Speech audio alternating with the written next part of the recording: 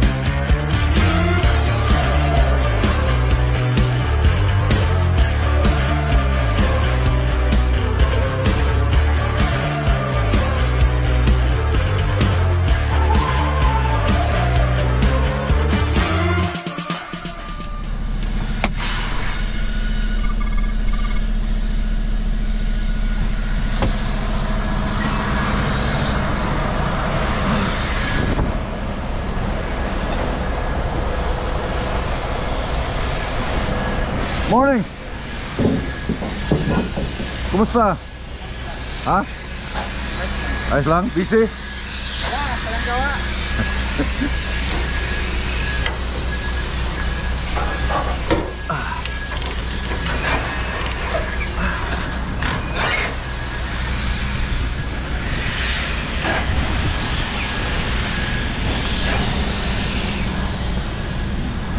Good morning mga chay. Good morning internet.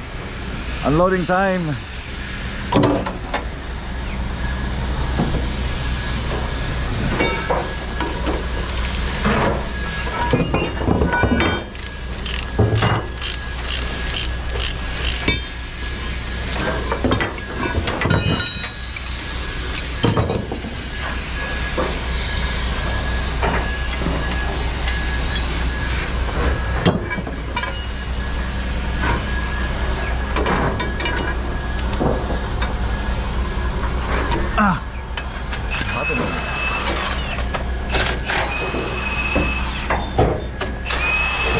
I think you have more power than me. Can you? Yeah.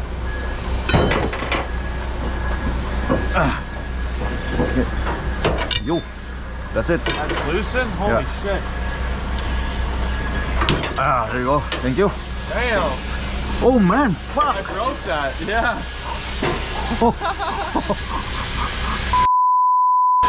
Oh, That is tight as hell. holy. There a grinder? What happens when you do that? Just cut it off? Yeah, cut it off. But there's so much pressure. Yeah, man. Fuck.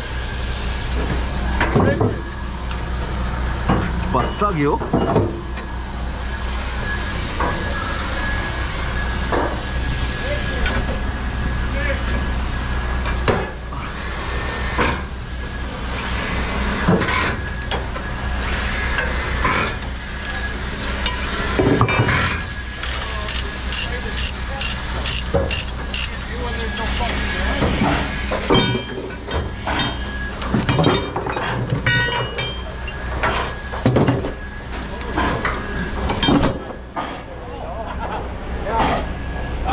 Grab that big pair of pump wires. Pump big wires. The big pump wires? The blue ones? Yeah, they're just full with the big teeth on them. Yeah. In worst case, I can probably figure it out. Like that pipe wrench, the adjustable pipe wrench. Oh, great. You're fucking strong. Just bro. Morning, bro. Putol eh. Woo. Allah. Down. Ito yung patangga abang ano eh. Yan.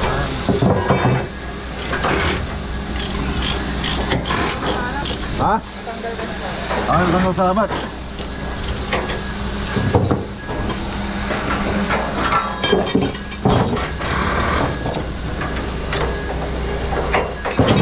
Go.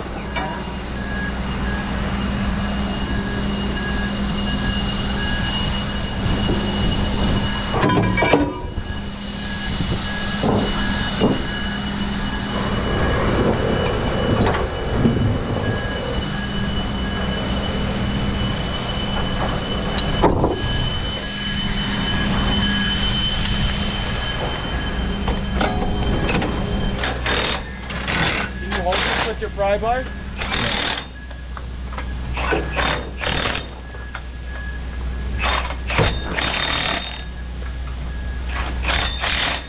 There you go.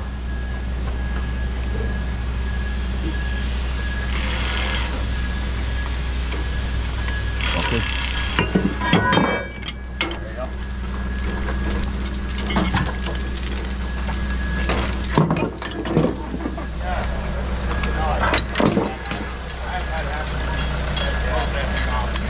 So easy. Yeah. Easy French corn snack.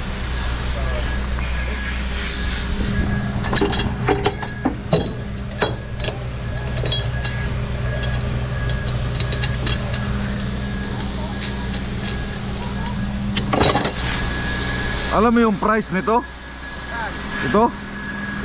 This is $50. Yeah. Doon sa ano? Doon sa Washington? $50 to. Kado US. Mga $70 isa nito. Meron pa yata ako dito eh. Ha? Oh, ang dami yung stock. Yeah.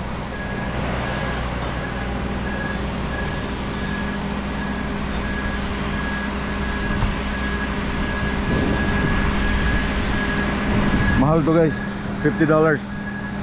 Isang ganyan lang.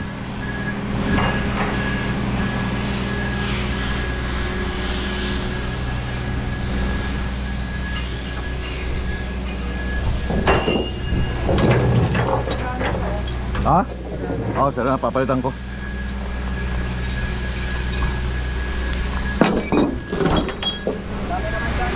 Yeah. Ah, maraming ano doon, stock.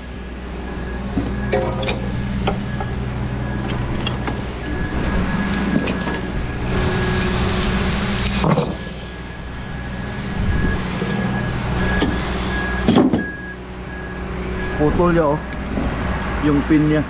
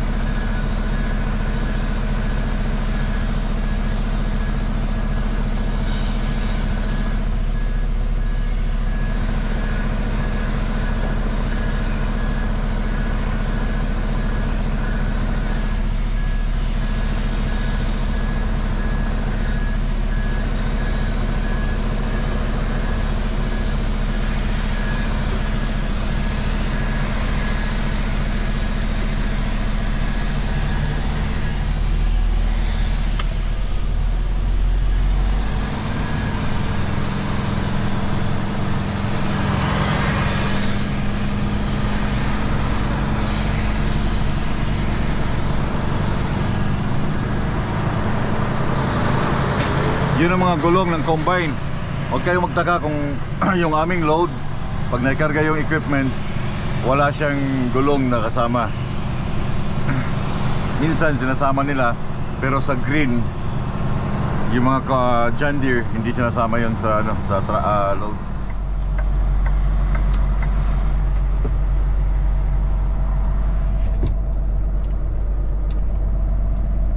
Kailangan daw i-pull out yung aking rigger.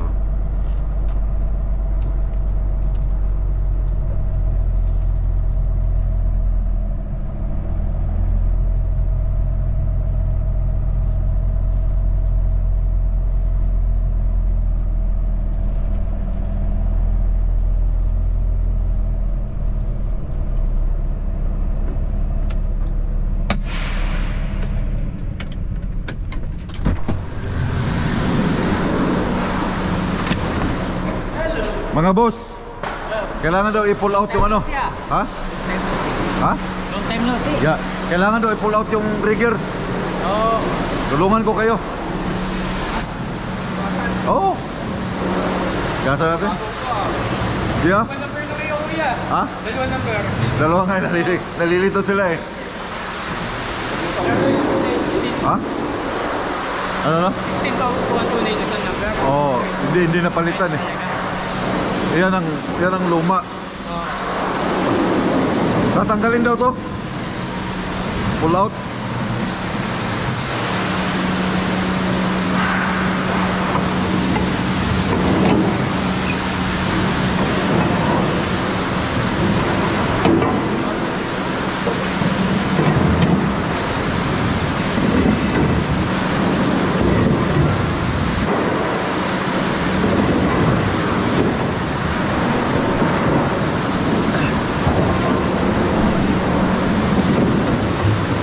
Ha? Yung solo eh. Baka madaan.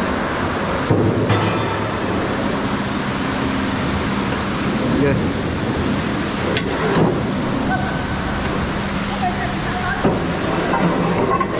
Bigat din pala, no?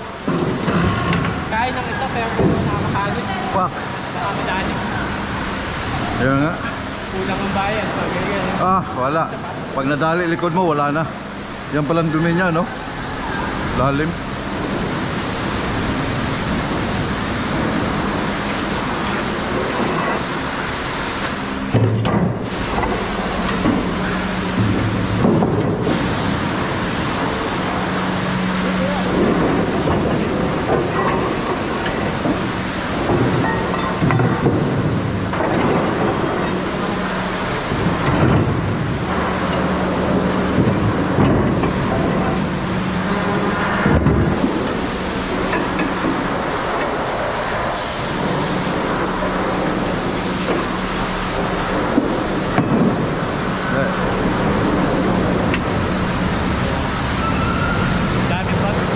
Ha?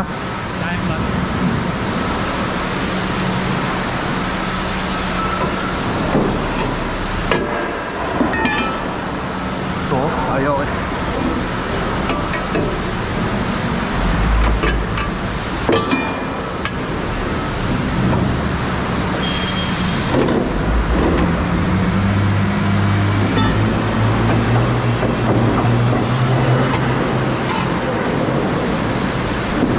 So ang purpose nito, ito yung rigger, yung pull out, yung purpose niyan, yung pag may mga load kami na malalapad, yan ang pino-pull out. So yung ibang trailer, ibang design ng trailer, walang ganito, kundi parang triangle lang na ilalabas, lalagyan ng kahoy. Ito naka-design talaga pag may mga farm equipment ang niloload, kasi ang Q-line more on farm equipment, mga bulldozer. Pero sa bulldozer hindi na siya kailangan ilabas sa bulldozer, kasi pag nag-load sila sa bulldozer, yung parang chassis na ginagawa nakapatong nandito, wala to, empty to siya. Ito lang chassis, tapos lalagyan ng damage, angat na siya. Kaya tinatawag na rigger pull out. So ang haba nito around 3 feet yata. Ang pinaka-effective nito ay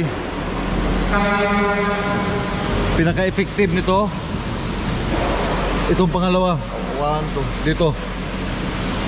Yan ang pinaka-effective, yung lapad niya. Ito. Yung butas na itong lapad na to, yan ang pinaka-effective. Matibay talaga siya, 70%. Pero pag inilabas mo na siya all the way hanggang dito, so kukunti na lalapad yan. Kukunti na lang yung naghahawak sa kanya. Mga not sure.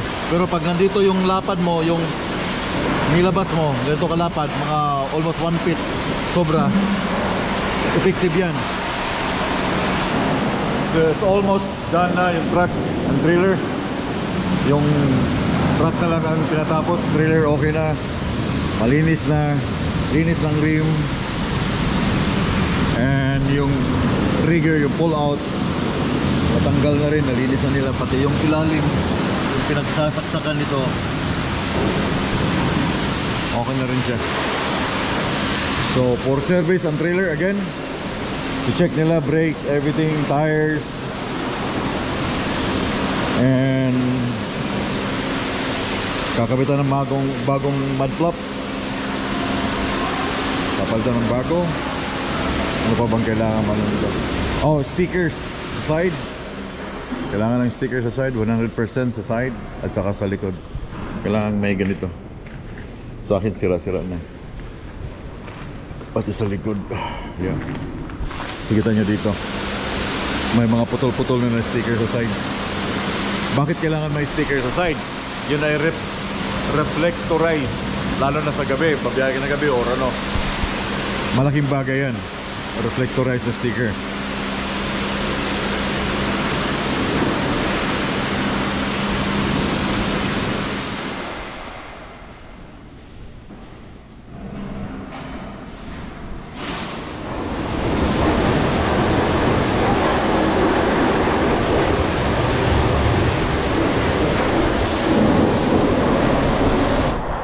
Boss, thank you. Ingat.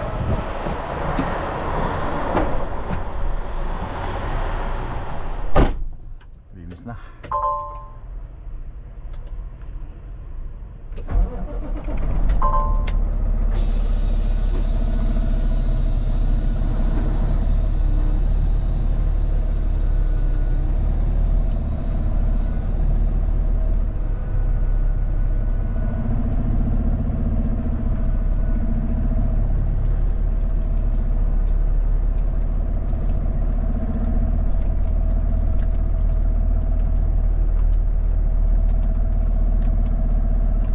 Napakahusay ng mga Pilipino dito. Isang team yan, mga Pinoy. Pinagkakatiwalaan ng kapatid ng may-ari.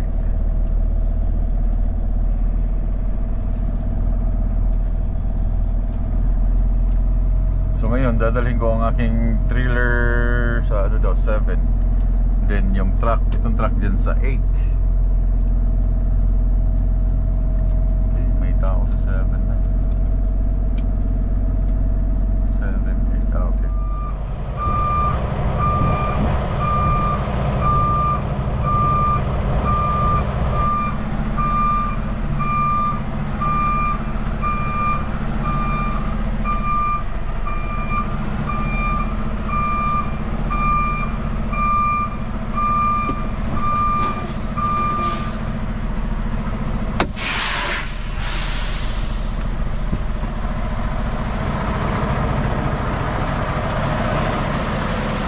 Thank you, sir.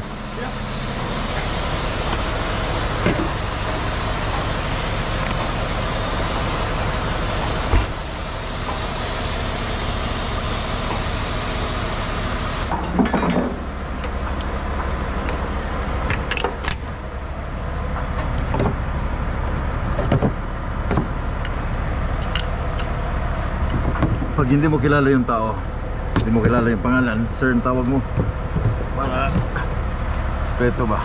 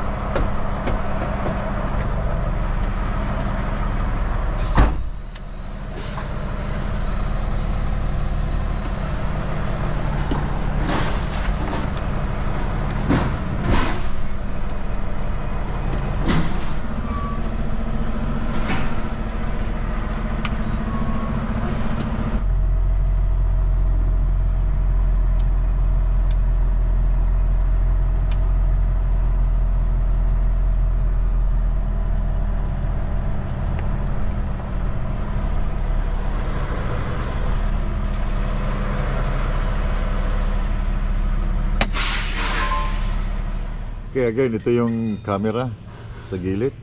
Ang ganda ng pagka-design na. Gusto ko talaga siya. Oh. Ganyan eh. So, salamat sa mga nag-advise. Okay, tinas ko na ng konti. Ganyan. Tibay ng 3M. Hindi na pala siya kailangan lagyan ng ano, tornilyo. So, kakabitan ng extended mirror bracket dito. Para pag may load akong malapad, kitang-kita siya. Yung 1447, hindi ko pa nakita kung sinong gumagamit. Hindi ko pa siya nakita dito sa yard. Pero napakagwapo ng Portagal, guys. Gwapo ng forma. Okay, so meron na siyang tawag dito, bracket. Medyo ano lang siya sa paningin ni sa forma ni Portagal, but malaking tulong kasi itong may bracket. Why? Kasi pag may oversized load, hindi, lalo mga 14, 15 wide, ito kasi hindi mo na makikita yung sa gilid. Makikita mo lang yung tinatamaan lang nito. So malaking bagay ito. Fabricate ng papa ni Bernard, Pilipino. Pero mas maganda sana kung meron din dito yung sa ilalim sana, pero hindi na siya tatama, may camera. So yeah, malaking bagay ito sa amin, lalo oversize. Kailangan mo nang kita mo yung likod, lalo pag atras. So ang gagawin ko na lang dito, pipinturahan ko to ng stainless para mag same siya ng kulay ng black. So today hindi ako nakargahan dahil ngayon pala natapos yung aking equipment. So yung aking booking ay tomorrow morning papuntang Virginia. So dito muna ako magpapalipas ulit ng isa pang gabi sa yard dahil wala na, alas 4 na, hindi na pwedeng i-load. Ganyan yung load puti. So ang ginawa nila ay ito lang, pinalitan nila na chinek nila, inspection pala ngayon ng aking yung safety inspection ng aking trailer. I think 6 months lang tong trailer. So may inayos sila dyan sa likod.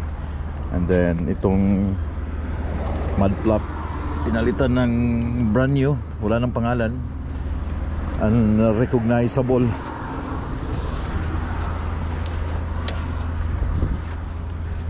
Yeah, dumi So pinalitan ng mud flap, may inayos sila dito sa loob. Kasukasuhan ng mga axle na yan, may pinalitan sila. And ako naman ngayon, dahil meron pa akong oras, maglalagay ako ng sticker kasi kumuha ako ng mga sticker na ganito. So maglalagay ako dito dahil wala na, toklap na. Ayusin ko lang. Labor of love, mga choy. Grabe nga rin kapag tapusin ko lang to. Tapos na ako sa aking ginagawa sa trailer. Naglagay na ako ng mga stickers, mga bagong reflector stickers doon sa trailer kasi yung iba may mga butas na So natapos ko na, natuyo na, ikutan ko ng aking truck kung anong kailangan pang gawin habang nandito pa ako ngayon sa yard ng Q-Line. So anyway, tapos na, nakaligo na rin ako, nakashower na, presko. First time kong nakashower sa bagong ginawa nilang truck driver's room ng Q-Line. So bago ko to tatapusin ng video, bago ako magpapaalam sa inyo, bago ko i-end itong content na to, gusto ko munang sagutin itong mga questions, ilang mga tanong na baka sakali meron kayong alam or meron kong idea kung sino at paano. Mga tanong to si Miss Yu Jen, ito laging nagko-comment to si Madam, si Eugene Abe. Magandang araw po. Tanong ko lang po, drone po ba gamit nyo? Hindi ko maintindihan kung saan nakalagay ang camera. Ang ibig niyang sabihin, di ba nakikita nyo mostly ngayon sa aking mga videos, ang camera ay nasa gilid, nakikita nyo yung trailer, gumagalaw siya. Okay? Ang ginagamit po doon ay Insta360 X4. So nandito lang siya sa gilid ng aking truck. So Insta360 yung aking ginagamit. Kaya tataka kayo, hindi siya drone. Kasi kung drone, hindi ako pwede magpalipad ng drone pag nasa highway na nakasunod na sobrang lapit. So nandito siya sa aking gilid, then mataas lang yung aking stick na ginagamit. So nakikita niyo yung view sa harap, driver, tapos yung load. So Insta360 yung aking ginagamit, hindi po siya drone. Si Jeremy Chen 2218, after draft off ng load and the next reload to pick up. Kayo pala ang mag-iisip ng daanan para makarating sa next pick up load. Di na ba kailangan ng permit kahit wala ng load kasi papasok ng ibang state o border? Yeah, magandang tanong yan. Ang permit, yung aming permit, binibigay lang yan pag oversized load siya. Example, ito yung trailer mo. Okay, ito lang yung size ng trailer. Pag nag-extend na yung load, that's oversized. So, meron siyang permit, meron siyang ruta na binibigay.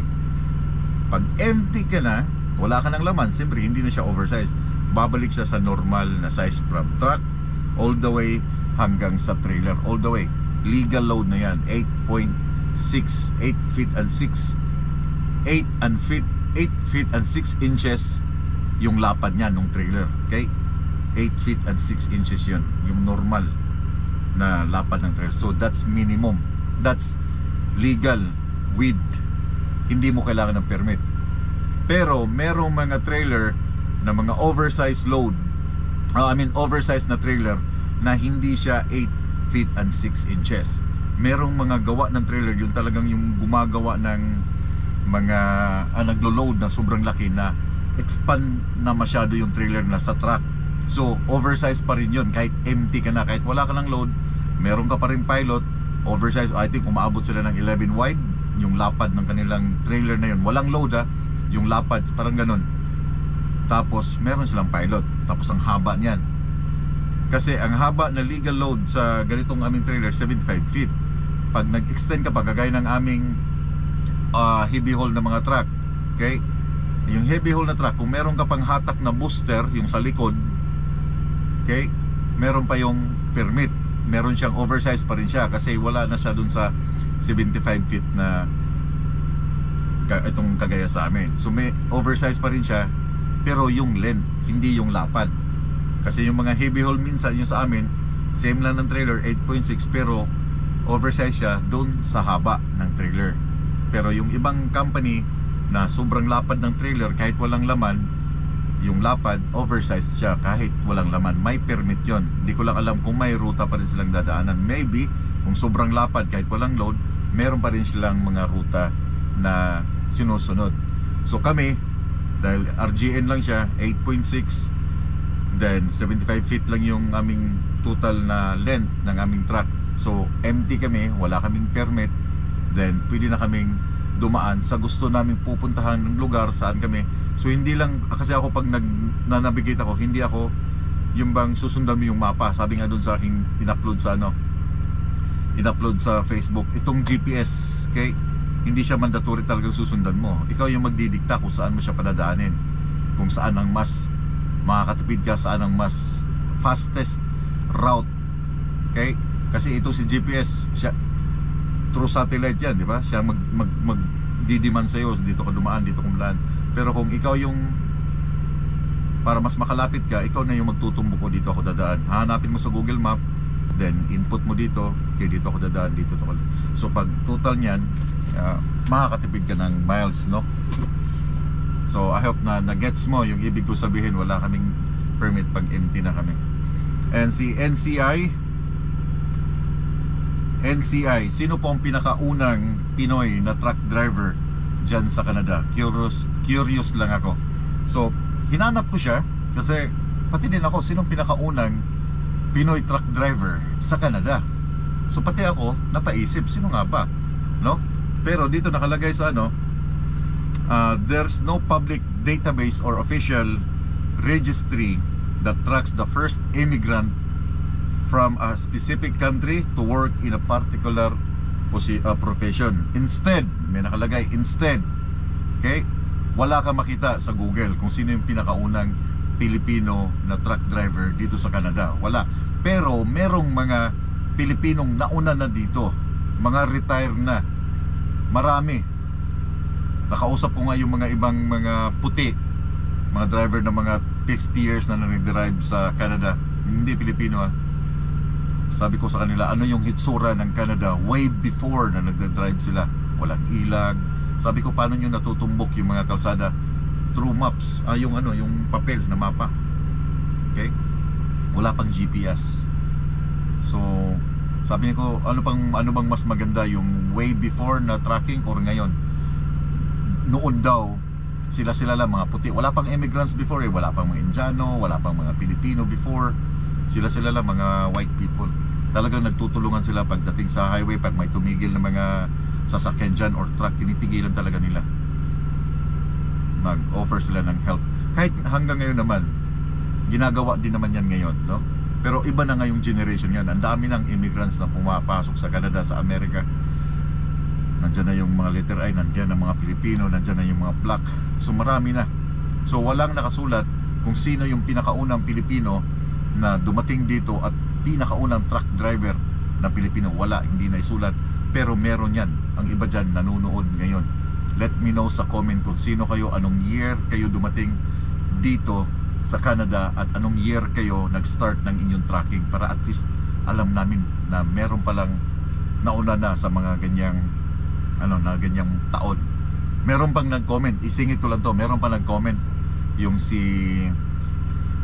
nag-friend request yan sa akin sa Facebook dati, tapos ay siya, taga Winnipeg. Ang sabi niya sa akin before, anong pangalan no? Rusty pala, taga Winnipeg to, taga Diane Ross.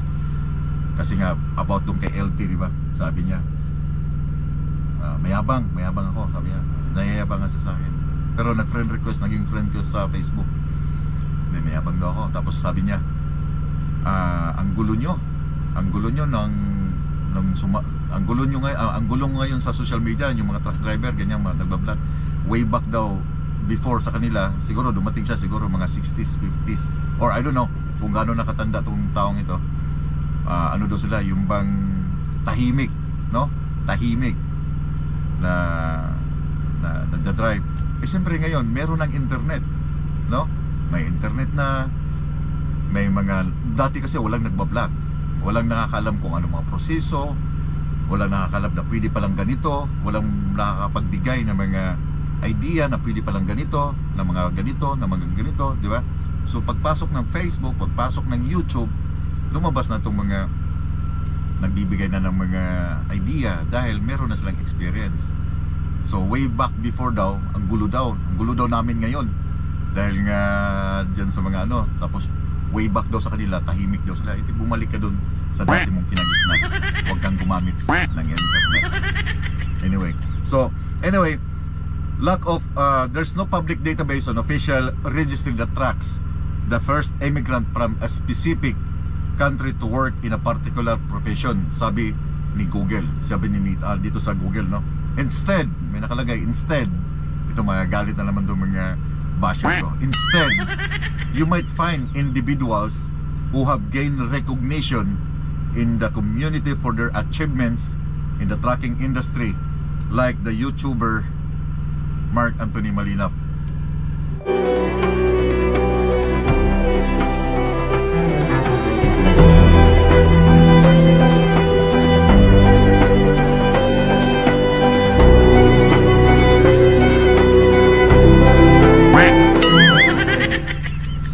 Yan o. Again, instead, you might find individuals who have gained recognition in the community for their achievements in the trucking industry, like YouTuber Mark Anthony Malinap. Sino si Mark Anthony Malinap? A popular Pinoy truck driver known in the community of his videos about life on the road, but he is not documented as first. Hindi ako yung documented as first. Okay? Meron lang siyang gumagawa ako ng videos. Hindi ako nagsasabi, hindi ko tinataas yung sarili ko, pero nakita ko lang din ngayon, screenshot ko nga, dahil hindi ko alam kasi nakasulat dito sa search ko, nakalagay, di ba? Kita nyo? So nakalagay, who is the first Pinoy truck driver in Canada? So pag i-search mo siya, walang nakalagay, a private individual who was never nationally recognized or documented in public records as such. Pero pag bumaba ka dito, may nakalagay instead, you might find individuals. Hindi ako ang nagsulat nito, si Google. Hindi ako, baka magagalit kayo. Sabihin nyo naman sa akin, mayabang ako. Mismo galing sa Google to. Yan o. Lalagay ko dyan sa screen nyo. Mismo galing sa Google to. Okay? Mismo galing sa Google. So yun, hindi ko alam kung sino ang naging unang Pilipino truck driver sa Canada. But I know nanonood yung iba ngayon. Let me know, mag-comment kayo, gumamit kayo ng daming account. Let me know na dumating ako dito sa year na to. Taga saan ka, anong year ka dumating, anong truck na ginamit mo, ilang years ang experience mo naging truck driver dito sa Canada. Maybe ikaw yung pinakauna. So anyway, balik ako sa question. And si Kuya, curious lang ako, si Miles Sent, kapag malayo ka sa rest area tapos gusto mo talaga maligo, bawal po ba maligo sa suba? Minsan dumadaan ka kasi sa area dyan. Ibig sabihin ng suba, yung ilog. Okay? Sino itong dumating dito? Yung ilog ang sinasabi doon. Ibig sabihin ng suba, ilog. Bawal po kayong maligo sa ilog. Pero gusto ko siyang subukan before, nung bumabiyahe ako ng Alaska, bumabiyahe ako ng British Columbia.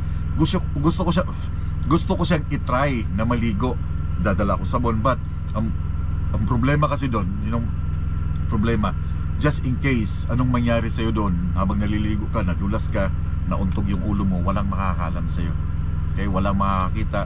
Magiging unknown ka ngayon. Magiging kwento ka na lang ngayon sa buhay. Dahil wala nakakita sa'yo anong nangyari. Nandun yung truck mo, wala ang driver, so unknown ka. So maraming spekulasyon na baka kinidnap, baka kinain, o yung pala, nalunod ka na, naanod ka na, dinala ka na ng tubig kung saan ang parte ng Canada. So huwag mong subukan yon, huwag kang magbabaka sakali. Ako, gusto ko siyang gawin pero natatakot ako kasi walang nakatingin sa akin. Ako lang mag-isa. Pero kung ikaw lang mag-isa, kung meron sigurong kasama, well, pwede kang pumunta siguro doon sa mababaw, try mong maligo, but for sure yung tubig niyan sobrang lamig. Pero I don't think so na pwede. Wala pa akong nakitang naligo sa ilog na yan sa mga dinadaanan sa British. I don't know, maybe ginagawa nila during summer, hindi natin nakita, I don't know. And si Mark Templado, Boss Marco, wag na yung boss. Marco, ask ko lang, wala bang nagtitrip baliktarin yung lines ng blue at red connection sa may airlines, at kung airlines, at anong mangyayari pag binaliktad? Salamat idol, salamat, amping perme. Ang ibig niya sabihin, wala bang nagtitrip na binabaliktad yung blue at saka red ng airlines, no? And sa kalsada or sa pagtulog mo. And ano daw mangyayari pag binaliktad yung blue, ilagay doon sa supply, at saka yung red na yung supply ilalagay sa service line. So hindi aandar yung sasakyan mo. Okay? Why? Kasi yung red na yon, yung linya na yon, yun ay supply from alternator, from tangke. Magsusupply siya ng hangin all the way hanggang tangke papuntang trailer. Yung red na yon, yun supply. Yung blue, yun ang service brake. Pag apak mo ng brake, pag apak mo ng preno, kukuha siya ng hangin, i-compress niya para titigil ka. So pag binaliktad mo yan, hindi talaga aandar yung sasakyan mo. Okay?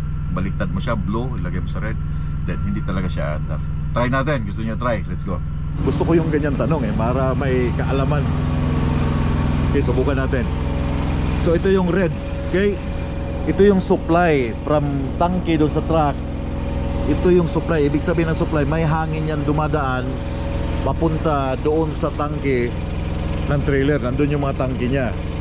Siya ang nagsusupply ng hangin galing sa alternator, galing sa tangke. Siya nagsusupply.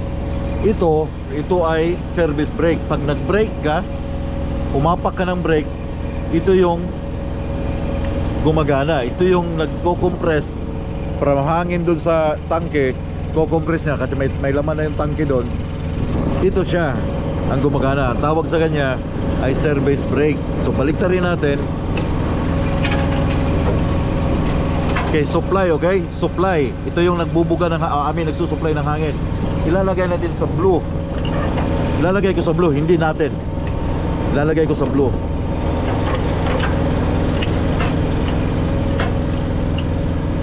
Parang hindi yata kasya. So hindi pwede, no? Hindi natin pwedeng pagbaliktarin dahil doon pa lang sa glad hands, hindi na siya magkakasya. So alam mong mali yung inilagay mong glad hands doon sa blue at saka doon sa pula kasi iba sila ng lalagyan. So anyway, I think meron pa. Tatlo pa. And yung sa pinagtitripan, yung mga connections sa parking, walang ganun. Kasi hindi nga pwede. But merong nagtatanggal ng handle lock ng kingpin or pivot pin matawag niyo dyan. May mga nagtatanggal niyan sa parking area or sa truck stop. Lalo pag nagtatagal ka sa isang gas station, nagalit na yung kasunod mo, minsan hinuhugot yan. Kaya every time katapos mong refuel, kahit nakaabante ka na, every time lagi mo talagang i-apply yung pagtatag test. Okay? Huwag kang magbabakasala, wala namang gumagawa niyan. Gawin mo talaga yung tag test, make sure na nakalock talaga yung pivot or kingpin mo at naka-attach pa, naka-attach pa talaga sa truck. Kasi pag nahulog yan at oversized load ka, mabigat yung load mo, wala ka na magagawa kundi tumawag ng towing truck. Si Harvin Chur, Mark, ibalik lang natin yung time na nag-drive ka ng truck sa Pinas sa Maxi Load. Okay, Cap, shoutout kay Cap Marvin Cruz dyan sa Orani, Bataan, at saka sa mga truck drivers ng Maxi Load. Ingat kayo sa biyahe. Maraming salamat, lalo na sa may-ari ninyo, si Kapitan De La Cruz. Ibalik lang natin yung time na nag-drive ka ng truck sa Pinas sa Maxi Load. Kay Sir Cap, kamusta yung experience nung makapag-drive ka ulit ng truck sa Pinas? Masikip ba ang kalsada? Yeah, masikip yung kalsada. Ayan, sir.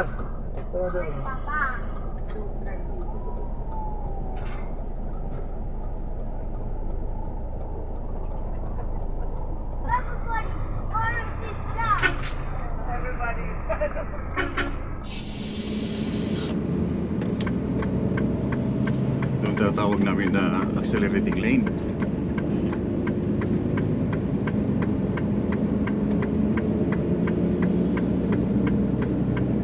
Pwede mag-overtake ang truck dito. Hanggang second lane po. Hanggang second lane lang.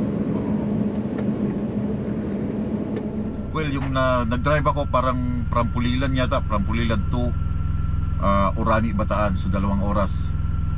Nakapag-drive na ako before sa Pinas. Kung hindi niyo alam, nakapag-drive ako sa Pinas sa Super Shuttle sa Batangas.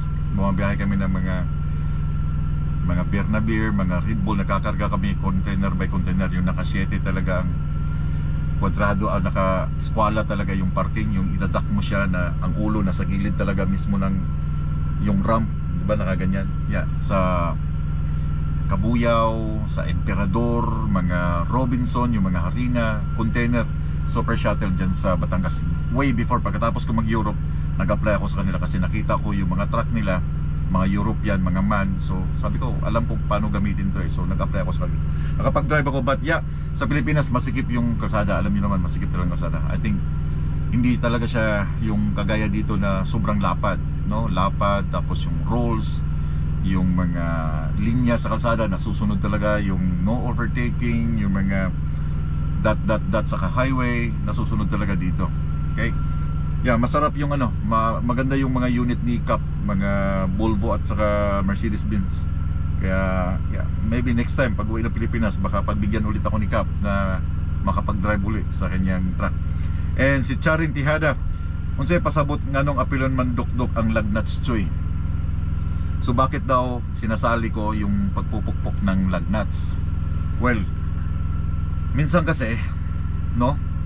Lalo pag, well, nakasanayan ko na, naglulus siya eh. May mga time na naglulus yung nuts, natatanggal yung gulong. Kaya chine-check yung lug nuts, pinupukpok. Alam mo yung tunog ng higpit at saka yung luag. Pag pukpok mo pa lang sa lug nuts, iba na yung tunog niya. So alam mong maluag. So hindi mo maiwasan na may luluag dyan sa mga lug nuts mo. Well, kasama sa pre-trip. Kahit nga dyan sa fifth wheel, yung frame niya, chine-check yan. Merong time ang DOT na ang kanilang chine-check ay yung mga fifth wheel. Pakita ko sa inyo. Welding pala siya. Di ba siya naka-welding yung sa fifth wheel?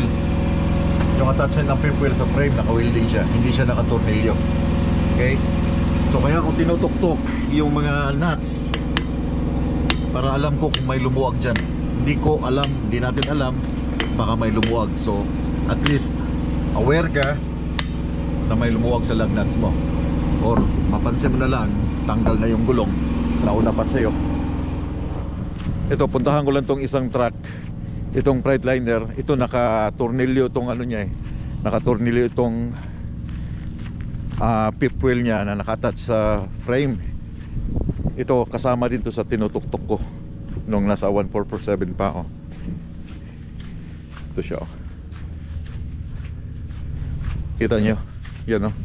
Lumuluag to minsan. Lumuluag yan. Yan ang chinecheck minsan or madalas ng DOT. Hindi mo napapansin, may mga may pagkakataon talagang ito ang kanilang ito ang kanilang hinahanap, yung mga lumuluag na tornilyo. Kasi ito naka-tornilyo sa frame ng truck. Ito yung fifth wheel, ito yung kasama niya, isang package niya eh. Pero pag nilalagay na sa akin, naka-welding, ito naka-tornilyo yan. Kaya chinecheck din yan pag kasama sa pre-trip. So konti na lang to.